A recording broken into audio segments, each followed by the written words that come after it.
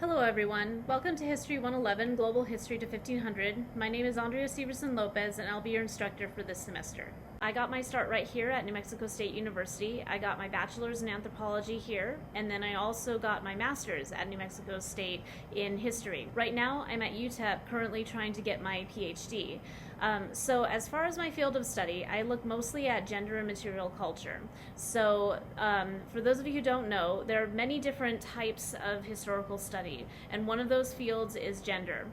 So that's mostly what I look at in combination with material culture. As I mentioned, I have an anthropology background. What anthropologists do is they look at artifacts, they look at the material culture. So material culture, what that is anything that you have around you. So right now, wherever you are, look around the room, look at the things that are in the room. All of that is material culture. What we're wearing, the cars that we drive, the architecture, the way our houses are designed, the furniture in our houses, the types of things we like to do for fun, all of those things are material culture. And if some alien species were to come back and study our society and they didn't know how to read or writing and all they had were artifacts, that would be how they would piece together how we lived our lives. They would look at the things we used and try and figure out how we use them and what that meant for our society. Now, I'm going to try and bring as much of that into this class as possible. It's going to be a little hard because, especially with this being a fully online class, we're going to have to follow the textbook. But if you guys want to know anything extra about something, please let me know and I'll try and add it into the lesson.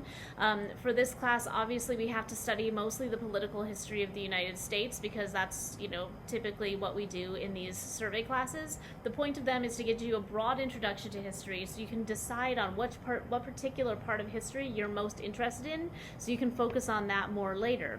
And actually, you should be thinking about that throughout the class because we do have a final paper in this class where you get to choose a topic that you are interested in that you can write about.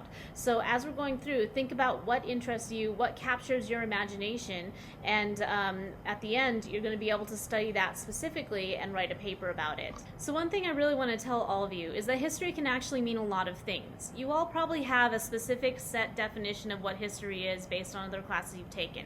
Some of you might have come directly from high school, some might be from other history classes, and you may love or you may hate history. But history is more than just reading the textbook and spitting out a bunch of answers. History is not a string of names, dates, and facts. That's not how it works.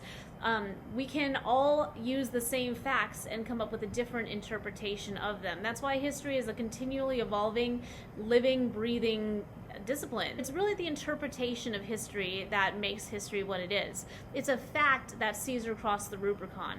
It's also a fact that you woke up this morning. One of them is recorded in history books, and one of them may or may not be, depending on what you do today, I suppose. When Caesar crossed the Rubicon, the reason that that's in history books is not because of the simple act that he crossed a river, because people do that every day. It's what that act meant. It's what the outcome of that act was. And so it's really the meaning behind history that's important and not the thing itself. Now, when you think about your own history, if you put together a family photo album, you're doing history. If you listen to your grandparents tell stories, you're doing history. That's all history. That's personal history, family history, stuff that's important to you. And is every bit as important as everything that's in a textbook. It may not be recorded in textbooks, but that doesn't make it less history or less important. In fact, to you, it might in fact be more important. History can be done in so many ways outside of just learning about it in class and learning about it from a textbook. So I guarantee you, all of you have done some history-like activity that you've enjoyed. And so we're going to try and bring that into this class as much as possible. I encourage you to look at those things and try and be open-minded about this class and try and think about what particular sections of this class seem the most interesting to you, where you can make some type of personal connection to the history. I really look forward to this semester. I hope that you all enjoy it. We're going to try and have some fun and try and make history something that's personal to you, something that's exciting, and hopefully something that you're going to want to study more of in the future.